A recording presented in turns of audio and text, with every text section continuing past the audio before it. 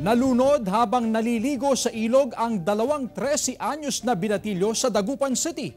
Tutukan sa report.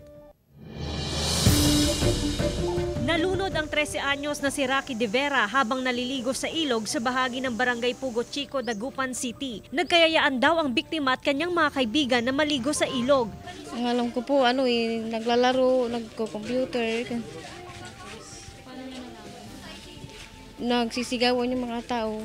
Kala ko sunog lang ka. Yun pala yung anak ko na ganun, nalunod na, ma'am. Pinaglalamayan din ng 13 anyos na si Christian de la Cruz na kasama ni Rocky na nalunod sa ilog. Natagpuang palutang-lutang ang bangkay ng biktima sa Pantal River. Hindi ko din alam na kasi nasa trabaho ako. Hindi ko alam pala na araw-araw silang naliligo sa ilog. Nakaligtas naman ang isa pang kasama ng mga biktima.